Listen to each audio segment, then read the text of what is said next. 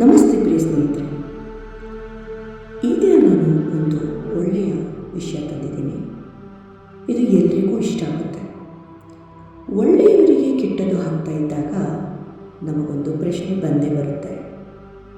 ದೇವರು ಇದ್ದಾನೆ ಅಲ್ವೇ? ಹಾಗಾದರೆ ಇದು ಯಾಕಾಗ್ತಾ ಇದೆ? ಒಳ್ಳೆಯವರಿಗೆ ಕೆಟ್ಟದ್ದು ಯಾಕಾಗುತ್ತೆ? ಈ ಪ್ರಶ್ನೆ ಒಳ್ಳೆ ಮನಸ್ಸಿರೋರಿಗೆ ಒಂದಲ್ಲ ಒಂದು ಸಂದರ್ಭದಲ್ಲಿ ಬಂದೇ ಬಂದಿರುತ್ತೆ.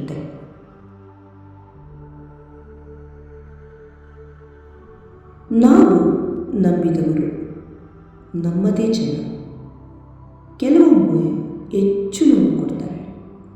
ಹೊರಗಿನವರು ಅಲ್ಲ, ಒಳಗಿನವರೇ ಆಗಿರ್ತಾರೆ. ಯಾಕೆ? ಈ ಥರ ತುಂಬ ಜನಕ್ಕೆ ಅನುಭವ ಆಗಿರುತ್ತೆ. ಅದರಲ್ಲೂ ಒಳ್ಳೆತನ ಇದ್ದರೆ ಅದನ್ನು ಮಿಸ್ಯೂಸ್ ಮಾಡ್ಕೊಳ್ಳೋರೆ ಹೆಚ್ಚು ಜನ ಇರ್ತಾರೆ. ಮನುಷ್ಯರಿಗೆ ಒಳ್ಳೆತನ ಕೆಲವೊಮ್ಮೆ ದುರ್ಬಲತೆ, ವೀಕ್ನೆಸ್ ಆಗೋಗುತ್ತೆ ಅಲ್ವಾ?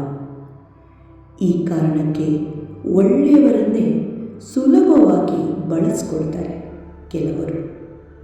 ಹಿಂದೆಯಿಂದ ಈ ರೀತಿ ಚೂರಿ ಆಗ್ತಾರೆ, ನಮ್ಮನ್ನೇ ಕೆಟ್ಟವ್ರನ್ನಾಗಿ ಮಾಡ್ತಾರೆ. ಆದರೆ ಇಲ್ಲಿ ಒಂದು ಮಾತು ಸ್ಪಷ್ಟ, ಈಗ ಹೇಳ್ತೀನಿ ಕೇಳಿ. ಇದನ್ನೆಲ್ಲ ದೇವರು ನೋಡ್ತಾ ಇರ್ತಾನೆ. ಇದನ್ನು ತುಂಬ ದಿನ ಅವರು ಮುಂದುವರ್ಸೋಕ್ಕಾಗೋದಿಲ್ಲ ಅಲ್ವಾ? ಒಳ್ಳೆತನಕ್ಕೆ ಪರೀಕ್ಷೆ ಬರುತ್ತೆ, ನಿಧಾನ ಆಗುತ್ತೆ. ಆದರೆ ಎಂದಿಗೂ ಅದನ್ನು ಸಾಯೋದಕ್ಕೆ ದೇವರು ಬಿಡೋದಿಲ್ಲ. ಒಳ್ಳೆಯವ್ರಿಗೆ ಒಳ್ಳೇದು ಮಾಡೇ ಮಾಡ್ತಾನೆ. ಆದರೆ ಪರೀಕ್ಷೆ ಕೊಡ್ತಾನೆ. ತಾಳ್ಮೆಯಿಂದ ನಾವು ಕಾಯಬೇಕಾಗುತ್ತೆ. ಇದೆಲ್ಲ ದೇವರು ನೋಡ್ತಾ ಇದ್ದಾಗ ತಕ್ಷಣ ಅವನು ಪ್ರತಿಕ್ರಿಯೆ ಕೊಡೋದಿಲ್ಲ. ಆದರೆ ಒಂದಲ್ಲ ಒಂದು ದಿನ ಅದಕ್ಕೆ ಅವನು ತನ್ನ ಭಕ್ತರನ್ನು, ನಂಬಿದವರನ್ನು, ಒಳ್ಳೆ ಮನಸ್ಸಿರೋರನ್ನ, ಒಳ್ಳೆ ದಾರಿ ನಡೆಯುತ್ತಿರೋರನ್ನ ಅಂಥವ್ರನ್ನ ಕಾಪಾಡ್ತಾನೆ. ಅದಕ್ಕೆ ಸಮಯ ಅನ್ನೋದು ಬರಬೇಕು. ಈ ಸಮಯ ಯಾವತ್ತೂ ನ್ಯಾಯವಾಗೇ ಇರುತ್ತೆ. ಅಂದರೆ ನಾವು ಕೆಟ್ಟದ್ದನ್ನು ಬಯಸಿದರೆ, ಕೆಟ್ಟದ್ದನ್ನು ಮಾಡಬೇಕು ಅಂತ ಅನಿಸಿದರೆ ಅದಕ್ಕೆ ಯಾವತ್ತೂ ನಮಗೆ ಕೆಟ್ಟದ್ದೇ ಆಗುತ್ತೆ. ಆದರೆ ಒಳ್ಳೆತನ ಇದ್ದಾಗ ಅದು ಕಷ್ಟ ಆದ್ರೂ ಸಮಯ ಅನ್ನೋದು ನ್ಯಾಯವನ್ನು ತಂದು ಕೊಟ್ಟೇ ಕೊಡುತ್ತೆ. ಇದು ಹೇಳೋದಿಲ್ಲ, ಆದರೆ ಸಮಯ ಅನ್ನೋದು ಉತ್ತರ ಕೊಡುತ್ತೆ. ಆದರೆ ನಮ್ಮ ಒಳ್ಳೆತನ ನಾವು ಯಾವತ್ತೂ ಬಿಟ್ಕೊಡ್ಬಾರ್ದು. ಈ ಒಂದು ಸಮಯದ ಮುಂದೆ ಯಾರಿಗೂ ತಪ್ಪಿಸ್ಕೊಳ್ಳೋಕ್ಕೆ ಆಗೋದೇ ಇಲ್ಲ ಅಲ್ವಾ? ಪ್ರತಿಯೊಬ್ಬ ಒಳ್ಳೆಯತನ ಇರುವಂತಹ ವ್ಯಕ್ತಿಯ ಕಣ್ಣೀರಿನ ಶಾಪ ಅದು ತಟ್ಟದೇ ಇರೋದಿಲ್ಲ.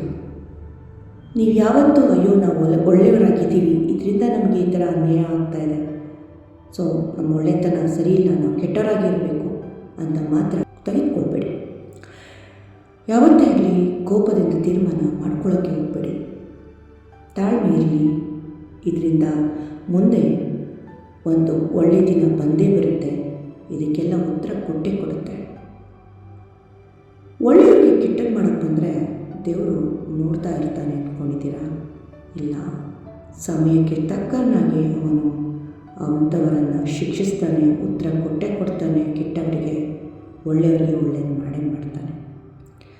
ಇದು ನಾವು ನೋವಲ್ಲಿರ್ಬೋದು, ನಮಗೆ ಅನ್ಯಾಯ ಆಗಿರ್ಬೋದು, ಬೇಜಾರಲ್ಲಿ, ಹತಾಶೆಯಲ್ಲಿ ಒಂಟಿಯಾಗಿರ್ಬೋದು.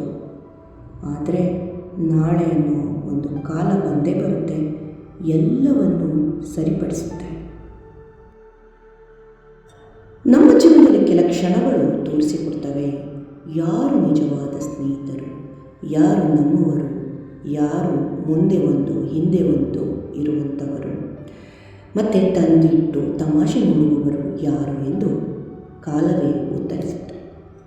ಕೆಲವರು ನಮ್ಮ ಜೊತೆ ಇದ್ದರೂ ಒಂದು ಕೆಟ್ಟ ಕಾಲದಲ್ಲಿ ಅವರು ನಮ್ಮನ್ನು ಬಿಟ್ಟು ಹೊರಟು ಹೋಗ್ತಾರೆ. ಆದರೆ ದೇವರು ಎಂದಿಗೂ ದೂರ ಹೋಗೋದಿಲ್ಲ. ಆ ಒಂದು ದೈವಶಕ್ತಿ ನಮ್ಮನ್ನು ಬಿಟ್ಟು ಹೋಗೋದಿಲ್ಲ. ನಮಗೆ ಆತ್ಮವಿಶ್ವಾಸ ತುಂಬುತ್ತೆ. ತಾಳ್ಮೆಯಿಂದ ಇರಲು ಅದು ನಮ್ಮನ್ನು ಹೆಚ್ಚಿಸುತ್ತೆ. ಮುಂದೆ ಸಮಯಕ್ಕೋಸ್ಕರ ಕಾಯಬೇಕು ಅಂತ ನಮ್ಮನ್ನು ಅದು ಸಮಾಧಾನಪಡಿಸಿ ತಾಳ್ಮೆಯಿಂದ ಇರಿಸುತ್ತೆ. ನಿಜವಾದ ನೋವು ನಮ್ಮನ್ನು ಬಲಿಷ್ಠ ಮಾಡುತ್ತೆ ಅಲ್ವಾ? ಎಷ್ಟೇ ನೋವಿದ್ರೂ ಅದರಿಂದ ನಾವು ಸ್ಟ್ರಾಂಗ್ ಆಗಬೇಕು. ಒಳ್ಳೆಯವರು ಕೆಲವೊಮ್ಮೆ ಕಷ್ಟವನ್ನು ಎದುರಿಸಬೇಕಾಗುತ್ತೆ, ಏನೂ ಮಾಡೋಕ್ಕಾಗೋದಿಲ್ಲ. ಒಳ್ಳೆತನಕ್ಕೆ ಕಷ್ಟ ಬರೋದು, ಆದರೆ ದೇವರು ನಮ್ಮ ಕೈ ಬಿಡೋದಿಲ್ಲ, ಅವನ ಕೈ ಹಿಡಿತಾನೆ. ಆದರೆ ನಿರೀಕ್ಷೆ ಇಟ್ಕೊಬೇಕು, ಮುಂದೆ ಸಾಗಬೇಕು, ನಮ್ಮ ಕೆಲಸವನ್ನು ಮಾಡ್ತಾ ಇರಬೇಕು, ಶ್ರಮ ವಹಿಸಬೇಕು, ಒಳ್ಳೆ ದಾರಿಯಲ್ಲಿ ನಡಿಬೇಕು. ಅಡ್ಡ ದಾರಿ ಬೇಡ, ಹಾಗಂತ ಇನ್ನೊಬ್ಬರನ್ನು ನಾವೆಂದಿಗೂ ಹೊಣೆ ಮಾಡೋದು ಬೇಡ.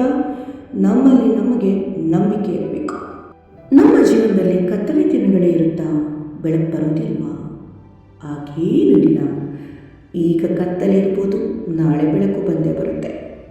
ಸೂರ್ಯಾಸ್ತದ ನಂತರ ಸೂರ್ಯ ಉಗಮ ಆಗಲೇಬೇಕಲ್ವಾ? ಆದರೆ ದೇವರು ನಮಗೆ ತಾಳ್ಮೆಯನ್ನು ಒಂದು ಶಕ್ತಿ ಕೊಟ್ಟಿರ್ತಾನೆ. ಆ ತಾಳ್ಮೆಯನ್ನು ನಾವೆಂದಿಗೂ ಕಳ್ಕೊಳ್ಬಾರ್ದು. ಹಾಗೆ ಪ್ರಯತ್ನನೂ ಕೂಡ ಬಿಡಬಾರ್ದು. ಇದೆಲ್ಲ ಯಾವಾಗ ಸಾಧ್ಯ ಆಗುತ್ತೆ? ನಮ್ಮ ಕರ್ಮಾನುಸಾರ ಖಂಡಿತ ಇದಕ್ಕೆ ಉತ್ತರ ಬಂದೇ ಬರುತ್ತೆ. ಈಗ ಕತ್ತಲಿರ್ಬೋದು, ನಾಳೆ ಬೆಳಕು ಬರುತ್ತೆ. ಈಗ ಕೆಲವರು ಬೆಳಕಿನಲ್ಲಿ ಖುಷಿಯಿಂದ ಇರ್ಬೋದು, ನಾಳೆ ಅವರಿಗೂ ಕೂಡ ಕಷ್ಟ ತಪ್ಪಿದಲ್ಲ. ಇದೇ ಜೀವನ. ಒಳ್ಳೆಯವರು ಯಾವಾಗಲೂ ದೇವರಿಂದ ಖಂಡಿತ ಒಳ್ಳೆಯದನ್ನೇ ಅವರು ಪಡೀತಾರೆ. ಕಷ್ಟ ಬರ್ಬೋದು, ನೋವು ಬರ್ಬೋದು, ಪರೀಕ್ಷೆಗಳು ಬರ್ಬೋದು. ಇದರ ಮಧ್ಯೆ ದೇವರು ನಿಮ್ಮನ್ನು ಕಾಯ್ತಾ ಇರ್ತಾನೆ, ಜೊತೆಗಿದ್ದೇ ಇರ್ತಾನೆ. ನಂಬಿಕೆ ಇಡಿ, ತಾಳ್ಮೆ ಇರಲಿ. ಈ ಒಂದು ಸಂದರ್ಭಕ್ಕೆ ಭಗವದ್ಗೀತೆಯ ಒಂದೆರಡು ಸಾಲುಗಳನ್ನು ಹೇಳ್ತಾ ಇದ್ದೀನಿ.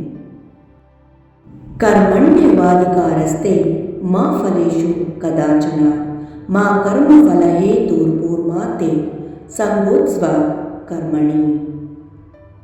ಕ್ರಿಯೆಯನ್ನು ಮಾಡಲು ನಿಮಗೆ ಹಕ್ಕಿದೆ, ಆದರೆ ನಿಮ್ಮ ಕ್ರಿಯೆಯ ಫಲಕ್ಕೆ ಅಲ್ಲ. ಫಲಗಳ ಸಲುವಾಗಿ ವರ್ತಿಸಬೇಡಿ ಮತ್ತು ನಿಷ್ಕ್ರಿಯತೆಗೆ ಎಂದಿಗೂ ಒಲವು ತೋರಬೇಡಿ. ಅಂದರೆ ನಮಗೆ ನಮ್ಮ ಕರ್ತವ್ಯಗಳನ್ನು ಮಾಡುವ ಹಕ್ಕಿದೆ ಹೊರತಾಗಿ ಕೆಲಸದ ಫಲಿತಾಂಶದ ಮೇಲಲ್ಲ. ಅದು ಏನೇ ಆಗಿರಬಹುದು, ಅದನ್ನು ಚಿಂತಿಸದೆ ನಮ್ಮ ಕರ್ತವ್ಯಗಳನ್ನು ಮಾಡುತ್ತಾ ಇರಬೇಕು. ಆಸಕ್ತಿ ತೋರಿಸದೆ ಕುಳಿತುಕೊಳ್ಳಬಾರದು, ಪ್ರಯತ್ನವನ್ನು ಬಿಡಬಾರದು. ಇನ್ನು ನಾವು ನೋವಲ್ಲಿರಬಹುದು, ಕಷ್ಟದಲ್ಲಿರಬಹುದು, ಆದರೆ ಇದು ನಮಗೆ ಶಾಶ್ವತವಲ್ಲ. ಈ ದಿನ ಯಾರು ನಮ್ಮನ್ನು ನೋಡಿ ನಗುತ್ತಿರುತ್ತಾರೋ ಅಥವಾ ನಮ್ಮನ್ನು ಅರ್ಥ ಮಾಡಿಕೊಳ್ಳದೆ ನಮಗೆ ಕೆಟ್ಟದ್ದನ್ನು ಬಯಸುತ್ತಿರುತ್ತಾರೋ, ನಾಳೆ ಅವರಿಗೂ ಕೂಡ ಆ ಒಂದು ಕ್ಷಣಗಳು ಬಂದೇ ಬರುತ್ತವೆ. ನಮಗೆ ನೋವೇ ಶಾಶ್ವತವಲ್ಲ. ಬಂದರೆ ಬರಲಿ, ಸ್ವೀಕರಿಸೋಣ. ದೇವರು ಎಲ್ಲವನ್ನು ನೋಡುತ್ತಿರುತ್ತಾನೆ. ಸಮಯವೇ ಉತ್ತರ ಕೊಡುತ್ತೆ ಅಲ್ಲವೇ? ನಾವು ಮಾಡುವ ಕೆಲಸ ಒಳ್ಳೆಯದಾಗಿದ್ದರೆ, ನಮ್ಮಲ್ಲಿ ಒಳ್ಳೆಯತನವಿದ್ದರೆ ನಾವೇಕೆ ಚಿಂತಿಸಬೇಕು? ಇದರ ಫಲದ ಬಗ್ಗೆ ಚಿಂತೆಯೇ ಬೇಡ. ಇದನ್ನು ದೇವರೇ ನೋಡಿಕೊಳ್ಳುತ್ತಾನೆ. ತಾಳ್ಮೆ ಇರಲಿ, ನಂಬಿಕೆ ಇರಲಿ, ಎಲ್ಲವೂ ಕೂಡ ಸರಿಯಾಗುತ್ತೆ. ಒಳ್ಳೆಯ ಕಾಲ ಬಂದೇ ಬರುತ್ತೆ. ಈ ಒಂದು ವಿಡಿಯೋ ಯಾರೆಲ್ಲ ಬೇಜಾರಲ್ಲಿದ್ದೀರೋ, ನೋವಲ್ಲಿದ್ದೀರೋ, ನಮಗೆ ಯಾಕೆ ಕೆಟ್ಟದ್ದಾಗುತ್ತೆ ಅನ್ನೋ ಮನಸ್ಥಿತಿಯಲ್ಲಿದ್ದೀರೋ ಅಂಥವರಿಗೆ ಇದರಿಂದ ಏನಾದರೂ ಪ್ರಯೋಜನ ಆಗುತ್ತೆ ಅಂತ ಈ ವಿಡಿಯೋನ ನಾನು ಮಾಡಿದ್ದೇನೆ. ಈ ವಿಡಿಯೋ ನಿಮಗೆ ಇಷ್ಟ ಆಗಿದ್ದರೆ ವಿಡಿಯೋಗೆ ಲೈಕ್ ಕೊಡಿ. ಹಾಗೆ ನಿಮ್ಮ ಪ್ರೀತಿ ಪಾತ್ರರಿಗೆ, ಫ್ಯಾಮಿಲಿ, ಫ್ರೆಂಡ್ಸ್ಗೆ ಶೇರ್ ಮಾಡಿ. ಹಾಗೆ ನಿಮ್ಮ ಅನಿಸಿಕೆಗಳನ್ನು, ನಿಮ್ಮ ಅಭಿಪ್ರಾಯಗಳನ್ನು ನನಗೆ ಕಮೆಂಟ್ ಬಾಕ್ಸಲ್ಲಿ ತಿಳಿಸಿ. ವಿಡಿಯೋನ ಪೂರ್ತಿಯಾಗಿ ನೋಡಿದ್ದಕ್ಕೆ ನಿಮ್ಮೆಲ್ಲರಿಗೂ ಹೃತ್ಪೂರ್ವಕ ಧನ್ಯವಾದಗಳು. Thank you.